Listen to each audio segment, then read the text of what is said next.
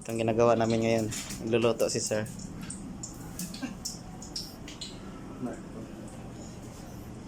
Yung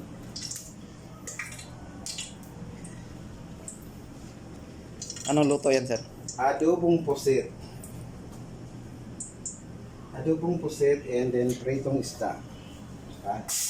Di tayo nakita doon sa ano, sir, no? Ha? Sa Quezon.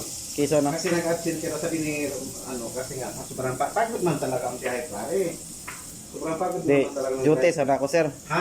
Yan ako, LBM. Ano ito? LBM o talaga tinamad ka lang? Di, sir, LBM talaga sila. Duty sana ako. Di man ako napagod na pagod Hindi talaga. ako pili tumagal kasi yung kaantay ko sa inyo ni Pareng Lumar. Oo. Di ba hanggang, alam mo naman na hanggang Martes lang naman talaga ako ng bukid noon. Mercury dapat alam ako yung out na doon.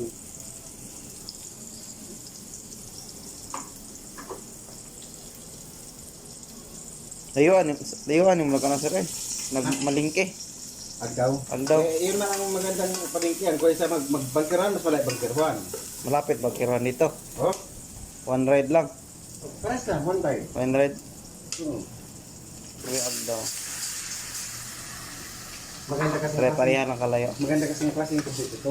Hmm. Hindi ito yung pusit na ano. Madali itong lutuin.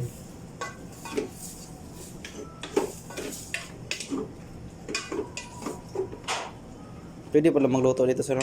Yes. Pag soaking, ano ka na, kung baga parang ano ka na, anak na nila.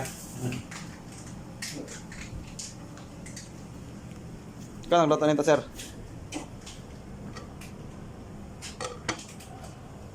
Ano? Sa atin yun, sir. Luto mo. Kanin. Oh, bakit? Oh. Pinag-vlog?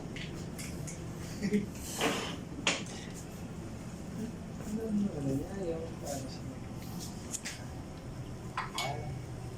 Kailangan pakita. Nagluto. Ito nagluto. Ay, nako.